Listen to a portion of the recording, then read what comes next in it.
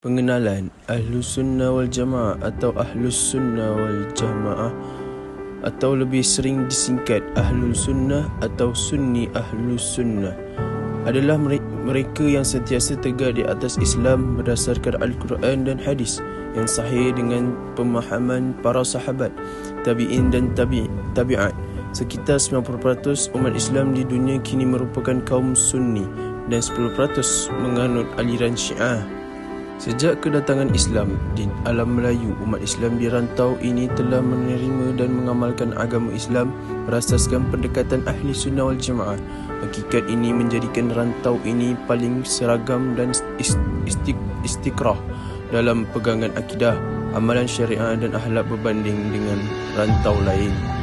Takrif Ahlu Sunnah adalah golongan yang mengikuti sunnah dan berpegang teguh dengannya dalam semua perkara yang Rasulullah SAW berada di atasnya dan juga sunnah para sahabat baginda.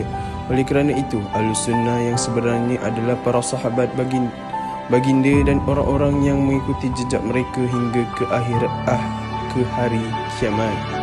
Memilih Ahli Sunnah wal Jamaah berdasarkan dari hadis Jamaah dan Firqah. Orang-orang yang hidup telah berpecah menjadi 71 golongan atau puak Firqah dan umat itu akan berpecah menjadi 73 golongan. Abu Hurairah, Sunan Ibn Majah. Orang Yahudi telah berpecah kepada 71 golongan. Satu golongan daripada mereka itu dalam syurga dan yang 70 dalam neraka. Orang-orang Nasara pula berpecah menjadi 72 golongan. 71 golongan dalam neraka dan satu golongan dalam syurga. Demi Tuhan yang diri Muhammad berada dalam tangan kekuasaannya, benar-benar umatku akan berpecah kepada 73 golongan. Satu golongan berada dalam syurga dan 72 daripada mereka dalam neraka. Baginda ditanya, siapakah mereka yang masuk syurga itu? Jawab baginda Jamaah Auf bin Malik. Baginda ditanya lagi, siapakah satu milah yang tidak masuk neraka itu? Jawab baginda, mereka itu adalah golongan yang mengikut perjalanan hidupku dan para sahabatku. Abdullah bin Amru. Ahli Sunnah wal Jamaah, pengikut atau pendukung sunnah Rasulullah SAW, terdiri jamaah baginda bersama sahabat, tabi'in, tabi'in dan orang Islam yang mewarisi Islam menurut cara dan pendekatan mereka. Kemunculan sebagai satu aliran apabila generasi ahli salah berbeza pendapat dalam usul akidah Islam. Tokoh utama ialah Abu Hasan Asy'ari dan Abu Mansur Maturidi. Lahirnya Ahli Sunnah wal Jamaah. Aliran pemikiran baru di kalangan umat Islam awal tidak perlu kerana permasalahan yang timbul kepada halal haram, dakwah dan iltizam umat masih kuat. Pengaruh luar belum menjala ke tubuh umat Islam.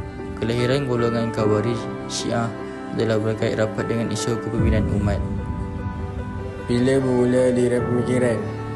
Pertama, Khawarij menggunakan isu politik dilibatkan dengan akidah dan kepercayaan masyarakat Islam. Pemikiran falsafah Krik Parsis dan idea sesat dalam aspek ketuhanan dibawa masuk ke dalam masyarakat Islam. Golongan munafik pula mengambil kesempatan menggugat keimanan dan keutuhan umat. Kemunculan Ahlus Sunnah wal Jamaah, kehadiran mereka adalah sesuatu keperluan untuk menghadapi kemudian coba tersebut. Muncul tokoh Ahlus Sunnah wal Jamaah menjelaskan penggunaan akidah Islam dalam berbagai aspek dari tulisan, pecahangan dan perbuatan mereka. Mereka adalah Imam Mazhab 4, Imam Syafi'i, Imam Malik bin Anas, Imam Ahmad bin Hanbal.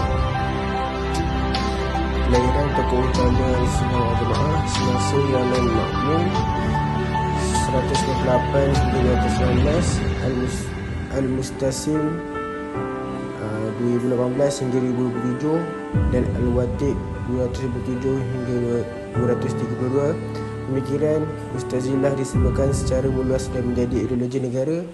Akibatnya ramai ulama termasuk Imam Ahmad diseksa dan dipenjara kerana pertahan akidah Al-Sunnah wal Jamaah. Pada awal kurun keempat, ketika pengaruh Mu'tazilah berada di puncak, muncul dua tokoh wibawa membela dan mempertahan Al-Sunnah wal Jamaah. Mereka ialah Abu Hasan Asy'ari dan Abu Mansur Maturidi. Ciri-ciri ilmuwan Al-Sunnah wal Jamaah. Yang pertama, mempunyai ilmu pengetahuan dalam bidang tauhid, hal-hal kenabian dan janji Allah.